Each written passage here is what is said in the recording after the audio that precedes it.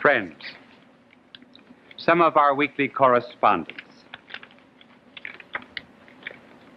This comes from Wilmington, Delaware. It seems that a Father Henry Miller there on Sunday morning was instructing a group of school children on sacrifice. He talked for about half an hour, and then he said, "What is a sacrifice?"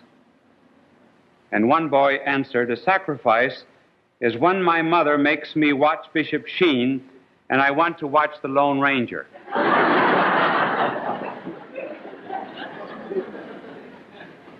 So he sent the sacrifice of $1. And this comes from Carl Place, New York, from a Mrs. Jonan, who said that she took her little 3-year-old daughter Mary to church for the first time. She wandered off investigating statues, and finally she came to a place where there were a number of candles before an altar, and she started blowing them out. And then she started to sing, "Happy birthday to you."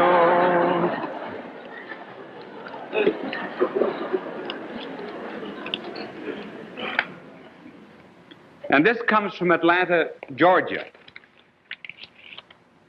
And what is important about the letter is, of course, a reference to a birthday. It comes from Charles Jackson. But I must read you all of the letters so you'll get the full flavor of it. "I took a little TV survey of my own tonight, and I felt that I should let you know how it turned out. I called 10 persons here in Atlanta. Just by opening the telephone book and going down the list. Out of 10 I called, 7 were watching you, 3 were watching Romeo and Juliet. No one was watching I Love Lucy. On my 10th call, I asked a man who was watching Romeo and Juliet why he was not watching Bishop Sheen. His answer was, well, it's getting near Lent, and I thought I'd give up something so it wouldn't become a habit."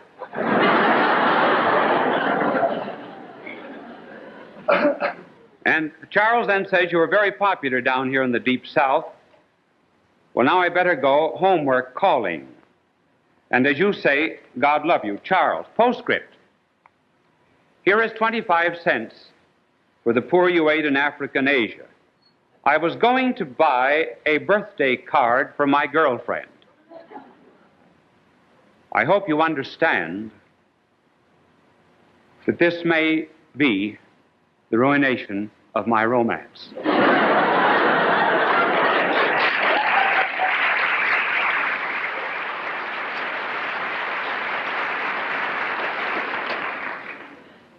So will you do me a favor on television? Say, "Happy birthday" to her, please. Her name is Cindy. Tell her it's from you know who.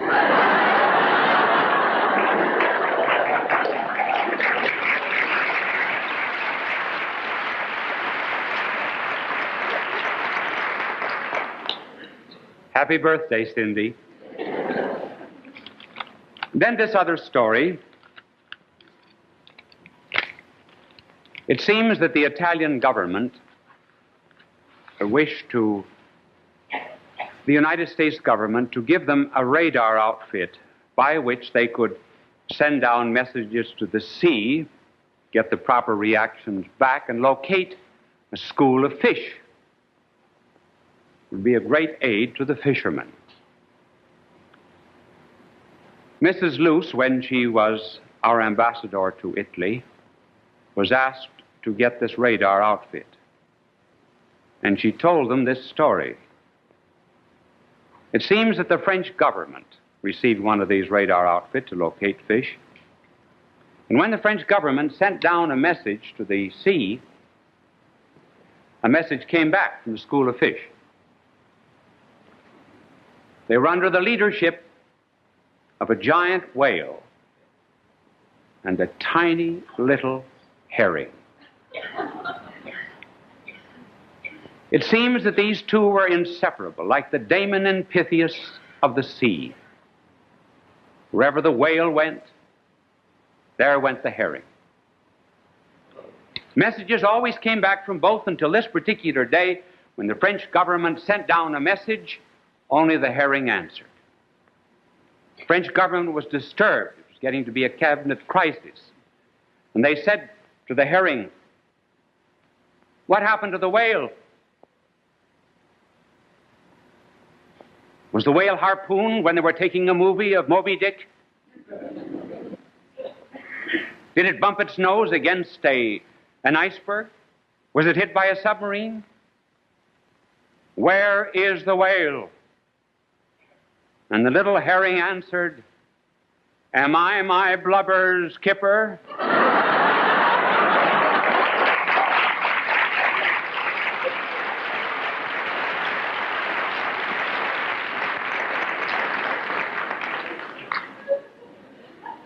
Now, after that, you ought to hear a few ideas on how to psychoanalyze yourself. Anybody who goes to a psychoanalyst ought to have his head examined.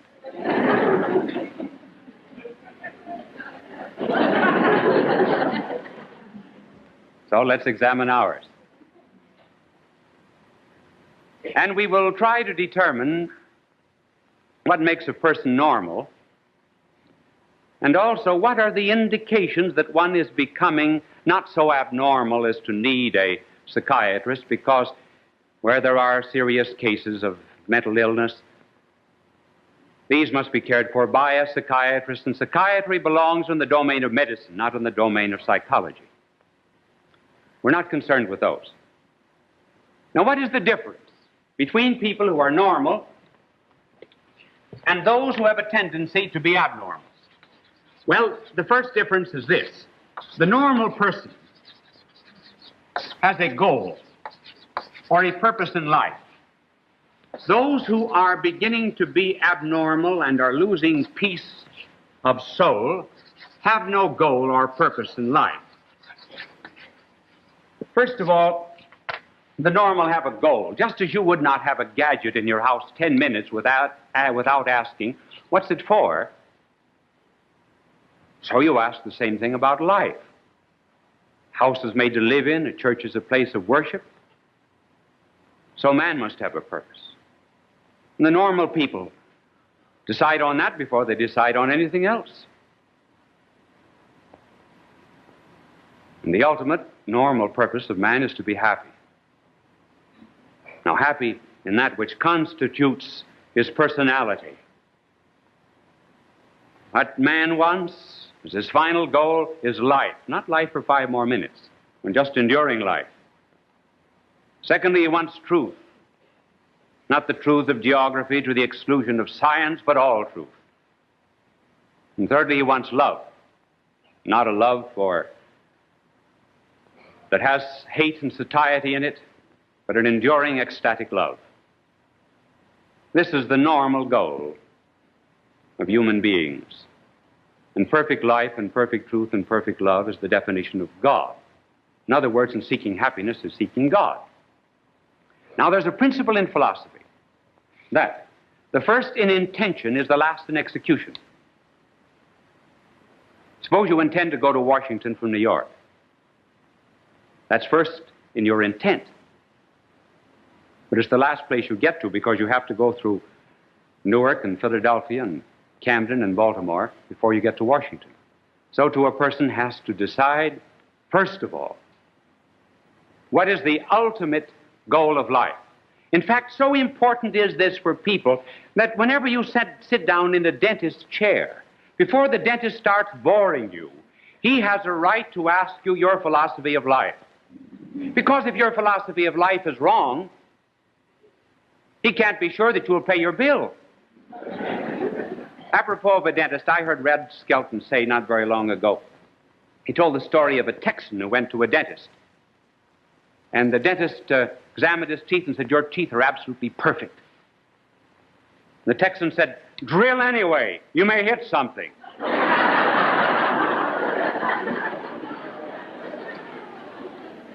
Now, the abnormal person is one who is without a purpose in life. The abnormal person has just a succession of petty little goals. He's very much like, for example, a farmer who might plant wheat 1 month and then tear up the wheat and plant corn, then tear up the corn and plant alfalfa.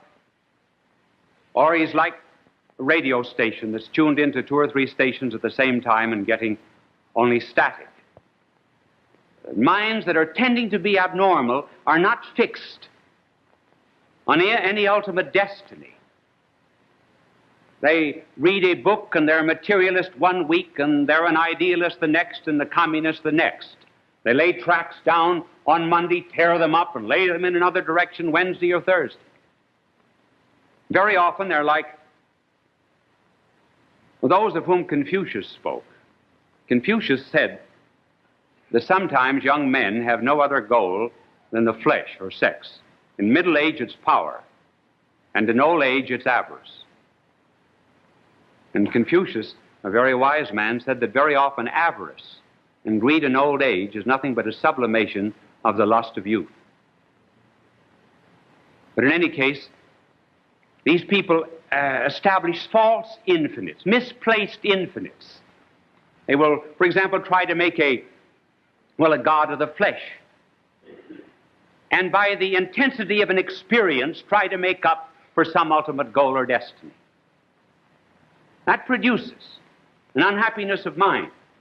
Then we come to another distinction and difference. The normal person is governed by reason and will. The abnormal person is governed by instincts, impulses, and also he believes that the subconsciousness is the determinant of his life. Now let us take a reasonable human being. A reasonable human being is very much like a ship. Ship.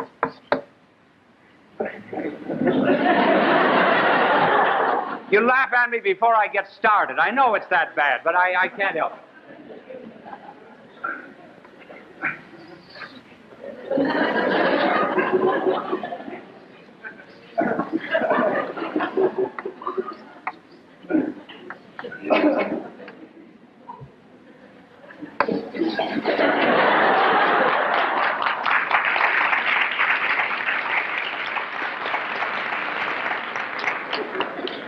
Now, this is a pilot house, and this is the pilot, this is the engine room, these are waters, and so he has...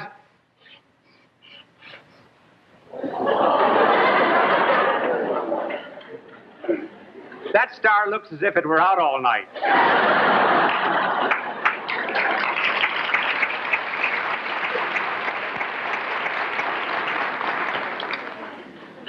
If Dick Brown, the cartoonist, could only see my stars. Now, a pilot has a destiny. He knows where he's going to a port. He directs himself by stars. He communicates his ideas, and his orders, rather, down to the engine room.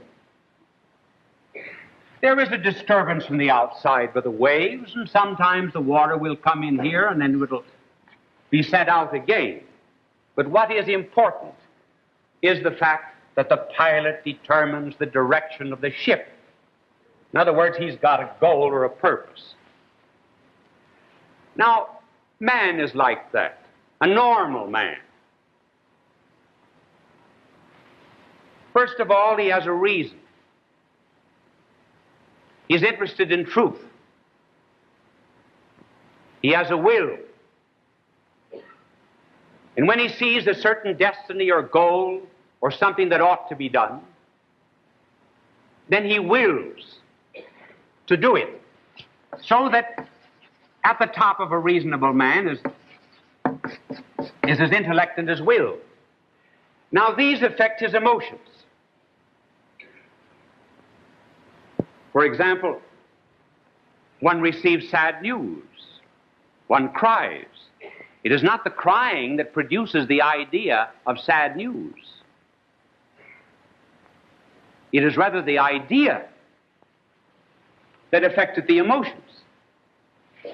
The reason and will cannot always control the emotions directly, but can control the emotions indirectly by diverting thoughts in another direction. It is true that outside influences, the subconscious mind, the waters that get into the boiler, you're affected to a little degree.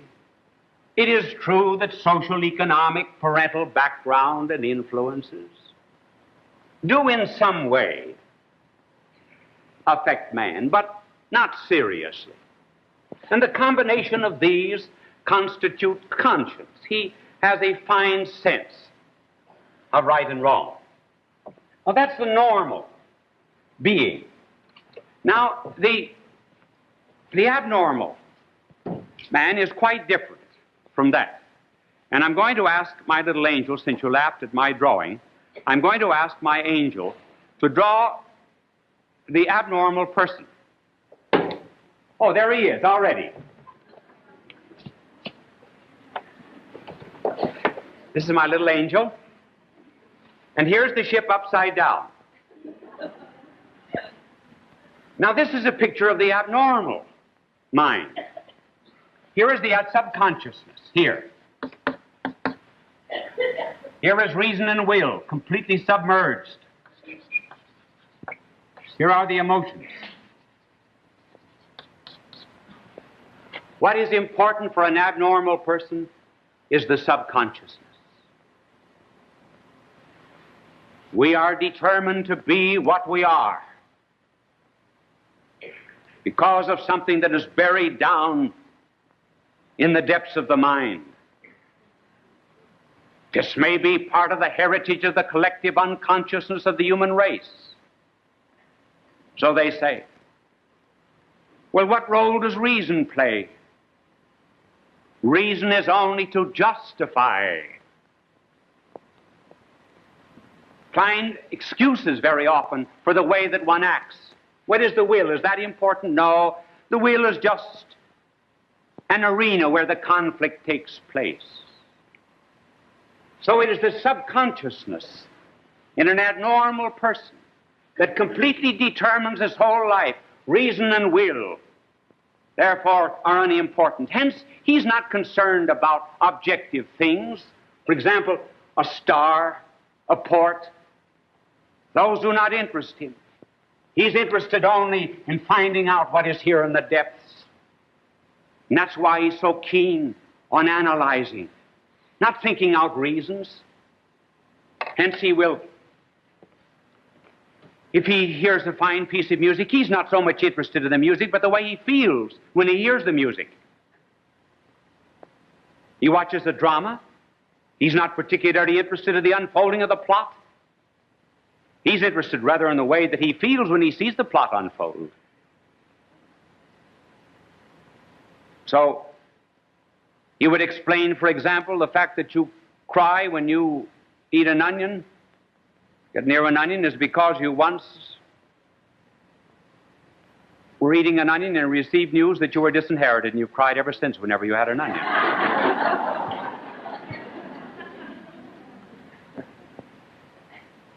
The objective world and reasons are not the determinant, according to the abnormal. Hence, they're not concerned when they find a man who believes in God about his reasons. They do not ask him for evidence. They try to find some queer reason why he ever says he believes in God. Someone has said that a psychoanalyst is one who, when a very pretty woman enters a room, looks at everybody else. You heard the story, didn't you, of the two psychoanalysts who passed one another in the street? One said to the other, "Good morning," and the other said, "I wonder what he meant by that."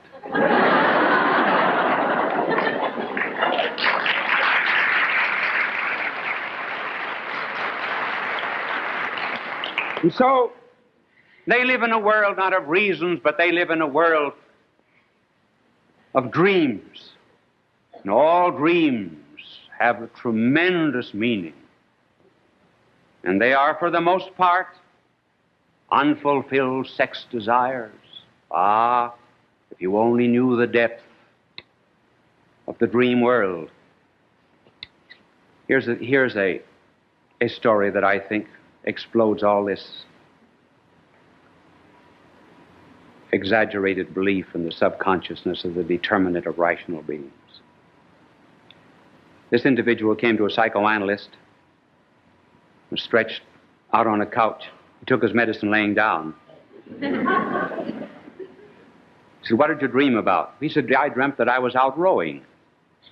And there came over me a great desire for chocolate, and before I knew it, there were on my lap 2 Hershey bars."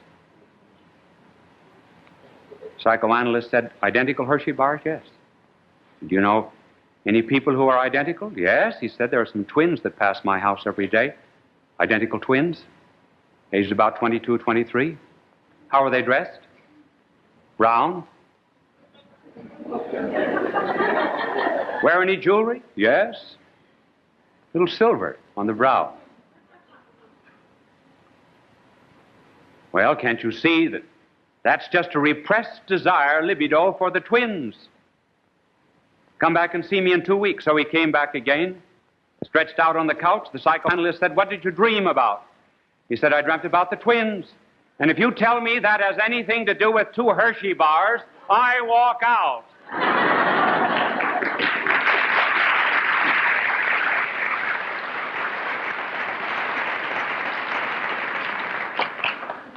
And the third difference is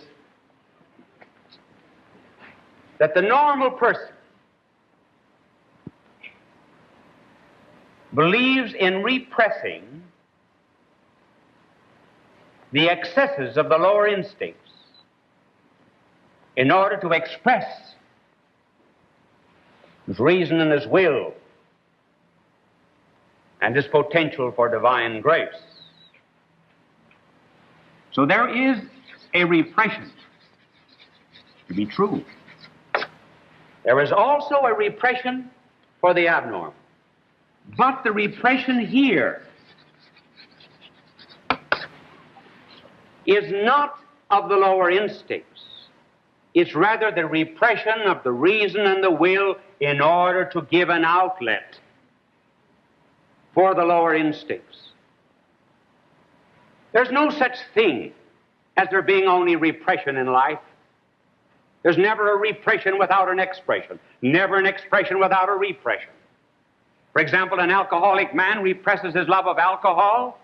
He's expressing for the moment a consideration for his wife. If he represses a consideration and love for his wife, he's expressing his alcoholism. You never have one without the other. Here's the repression of what is base and low.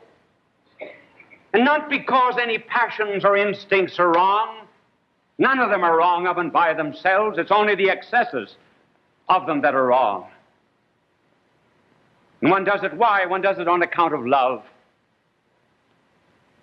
There's something one loves more. One loves the nobler, so one sacrifices that which is lower.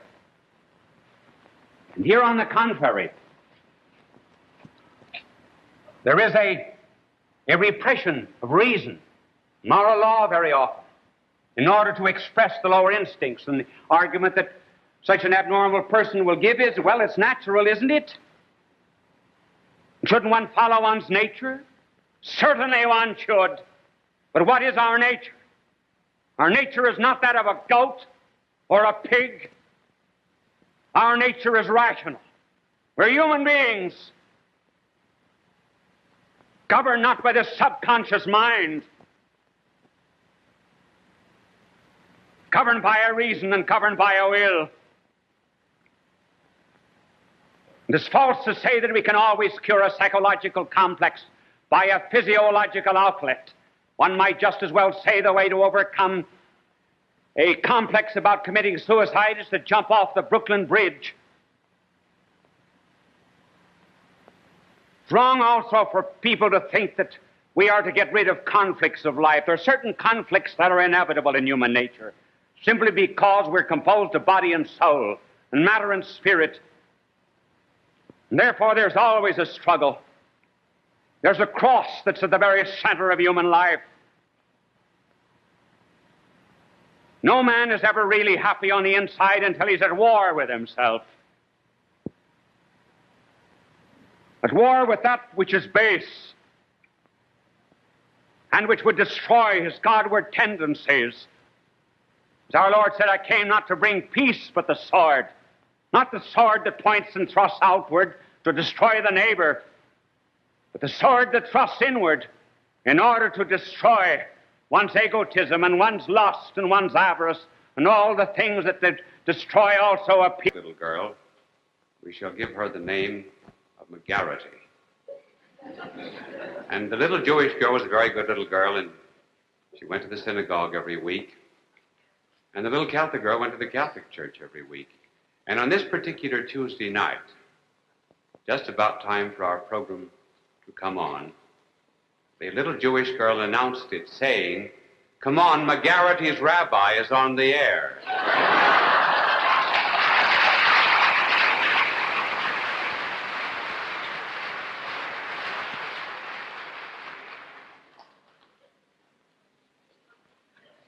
Our subject for this evening is education.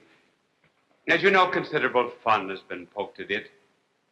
Will Rogers once described college bread as a 4 years loaf. There was a humorist in the last century who said that being a widow for 2 years is far better than a college education.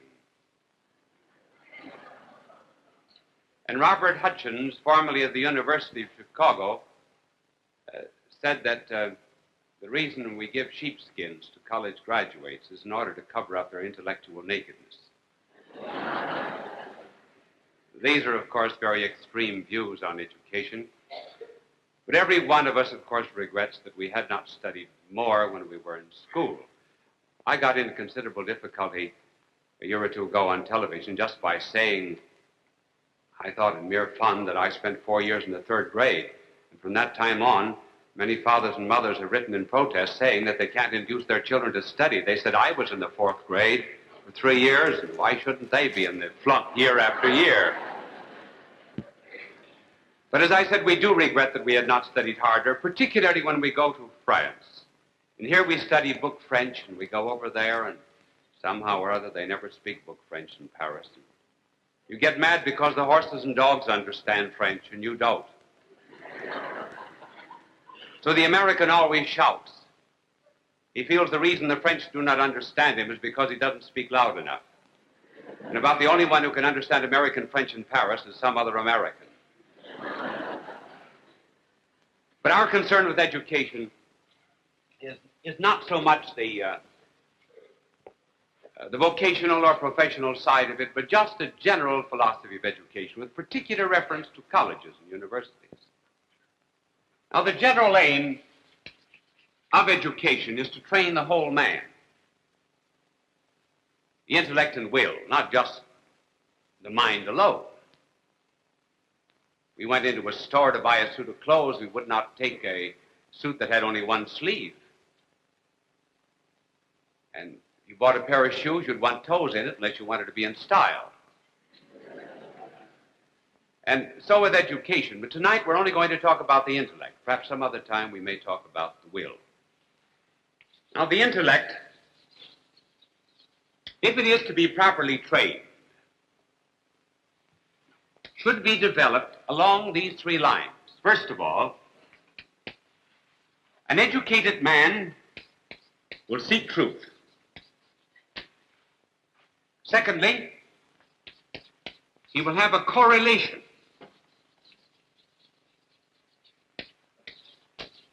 of studies. That is to say, one subject in his college will be related to another subject. And thirdly, there will be depth, particularly the deepening of mystery. First of all, truth. The purpose of education is not just to train us for democracy, not to train us to make a living. The purpose of education is to acquaint us with truth. Truth about everything. Truth in a certain sense is narrowing. I know. Before you go to school, you're free to believe that Shakespeare was born in 208. And then you have to believe that he was born in 1564 and died in 1616. I hope that's right. I haven't looked that up. That just came right out of my unconsciousness. And We have to know the truth of science, the truth of literature, and above all, the truth of man. We're not able to serve democracy unless we are true human beings. We cannot make a living, for example, as an engineer, unless we know the truths of engineering. Beyond all these particular truths, the one basic truth that we have to learn is, of course, the truth of our own existence. We would not have a gadget in our house 5 minutes without knowing the meaning of that gadget. And yet some people will live 10, 20, 50, 60 years without knowing why they are here or where they are going. And when life is meaningless, it's very dull. And it is this absence of a goal or purpose that makes so many people full of worries and anxieties, fears, psychoses, neuroses. After all, what's the use of living unless we know the purpose of living? Therefore, the first thing that education should give us is, what is the truth about a man? Why was he made? We will not develop that in detail. His ultimate purpose, when all other purposes are satisfied, is to attain perfect life and truth and love, which is the definition of God. Now, why is truth important? There is a principle in psychology that is called ideo-motor. That means that every idea has a kind of emotive power. It tends to work itself out into act. Suppose you're at a football game. You're in the stands where you can see the plays readily. And from this superior position of yours, you see a fullback swinging around right end. But you see an opening around tackle. And so you move this way. You had the idea in your mind, and the idea worked itself out into act. As a matter of fact, every idea that we do have tends to some kind of expression. That is why very often our actions betray our ideas. Some say it doesn't make any difference what you believe, it all depends upon how you act. That is nonsense, because we act upon our beliefs.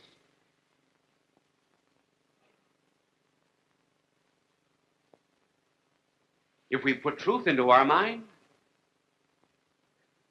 then we will lead truly human lives.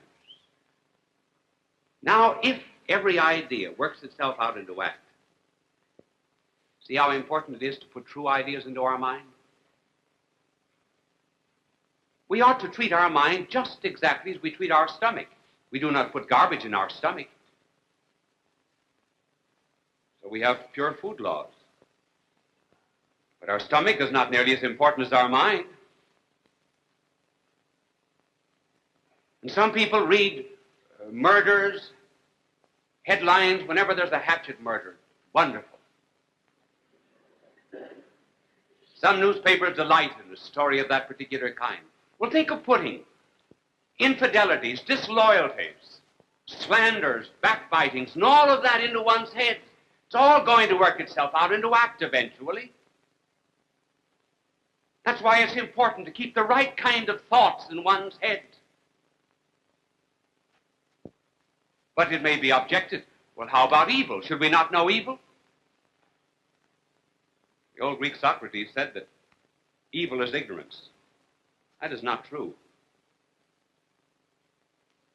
Otherwise, the more educated you were, the better, the more educated you were, the more virtuous you would be. Education does not deliver us always from evil. Sometimes education makes clever devils instead of stupid ones. And if we have to have a choice between the two, we might prefer the stupid. And then, from another point of view, when it is said we must know evil, it is well to understand how we might know it. When Satan tempted our first parents in the Garden of Paradise, he said to them, God has forbidden you to eat of this tree of the knowledge of good and evil. The reason he did that was because God himself knows the difference between good and evil. And if you know the difference between good and evil, you will be like God. Therefore, eat the tree. Know good and evil as he does. And Satan says, and you will be as gods. What was the fallacy? Fallacy was there are two ways of knowing anything. For example, you can know typhoid fever. Well, as I know it now, negatively. I do not have it, so I just simply negate it. There are some people who know typhoid fever experimentally. They have it. Now, how does God know evil? He knows evil negatively. How do we know evil? We know evil like the typhoid fever patient knows typhoid. It gets into us, and it works its way out. Not only through the alleys and the gateways of our body, but all through our lives. And it eventually begins to possess us. It's one thing to know intellectual errors, but another thing to know evil deeds experimentally. We may be captured by them. Hence, the goal of all education is to know truth. As our divine Lord said, the truth will make you free. Some people think that freedom alone makes truth. No, freedom alone does not make truth.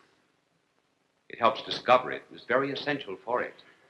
But the real freedom comes from the truth. Only when you know the truth about an airplane are you free to drive it. Only when you know the truth of medicine are you free to practice it. And when you know the truth of life, then you're most free.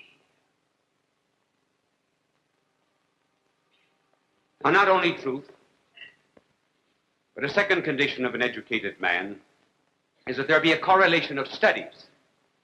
That means that when we go to college, particularly, we should realize that despite the fact that they have hundreds and hundreds of courses, I looked at the college catalog not very long ago that had 29 distinct courses on public speaking. There aren't 29 different things to say about it. One thing is, don't read a manuscript or a teletype. But they had 29 courses, and I said, why do you have 29 courses? And they said, well, other universities do. Well, they were keeping up with the Joneses. But in a real college course, there are some courses that are more important than others. And we are to regard wisdom very much as a pyramid. And therefore, the wisdom that is at the top of the pyramid in sciences, well, such as the Greeks put at the top, metaphysics, mathematics, physics, which is a little different from our modern physics, but we'll let that go. They said that all of these sciences illumined the lower sciences, which is true. For example, you would not understand music unless you had mathematics. In a musical composition, not every note has the same stress. In language, not everyone has the same emphasis, every word. But today, the tendency in education, instead of having some courses which are much more important than which everyone ought to take, in order that he might be truly informed to live a human life, we have the shelf theory. The shelf theory is that you have a number of bottles on the shelf. These are bottles.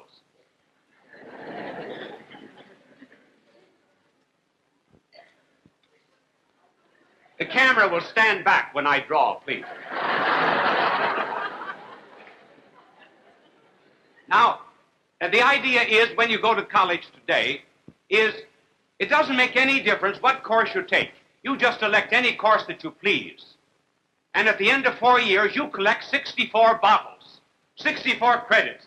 It doesn't make a particle of difference what's in the bottles. Sand, water, milk, makes no difference what. They all have equal value. Bring them to the dean, and you'll get a sheepskin. The result is that people today are not getting the education that they ought to receive. They got a coterie of unrelated and disconnected and disjointed subjects, but they cannot put them together. A really educated man sees a relationship between various branches of knowledge. For example, between science and theology, between history of the Old Testament, and so forth. On the other hand, our assumption today in education is that no one subject is more important than another, and what is important is that you count something that has never been counted before. If you do that, you're supposed to really deserve a PhD. And that is the reason we have really peculiar theses. I know a university that has counted the dative.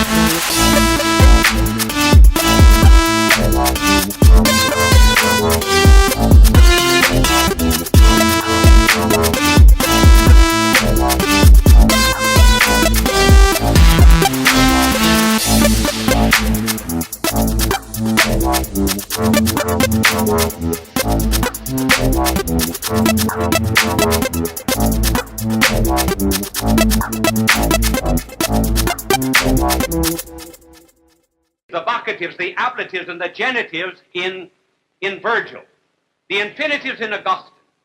Did you know that there was a university that gave a PhD thesis degree for the thesis, 4 Ways of Cooking Ham? Did you know that there was a university that gave, imagine, a doctorate philosophy degree? It almost makes you want to forget philosophy. They gave a PhD degree or a thesis on 4 ways of dishwashing. Then there was an MA thesis given, or degree given, for a psychological study of the post-rotational eye movement of squabs. But I think the prize is that university, and I do not mention the name of any of these universities. It was the university that gave a PhD degree to the student who wrote on the microbic content of cotton undershirts.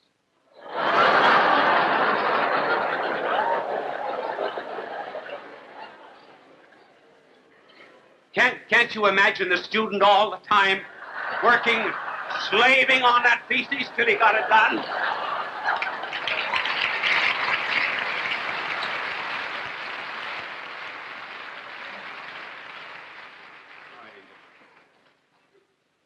Therefore, not only the knowledge of truth, and not only a correlation of subjects with certain subjects which ought to be essential, so that a man will be truly educated.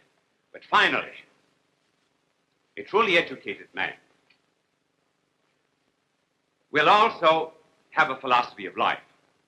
That is to say, he will be so educated that he will deepen the mystery of things, increase his knowledge of one particular thing. Here's an example of increasing knowledge. Take, for example, the atom. Now, a man who's truly educated would know that the atom in the 19th century was considered as homogeneous, like a billiard ball, all matter. Then we developed our knowledge, deepened it. We found that at the center was a positive charge of electricity, and round about were negative charges called neutrons. Then we discovered that this was a kind of a miniature of the solar system. And in the center was the sun, which corresponded to the proton, and round about, corresponding to neutrons, were Mercury, Venus, Earth, Mars, Jupiter, Saturn, Uranus, Neptune, the various planets. Oh yes, now that the dog show is on, Pluto.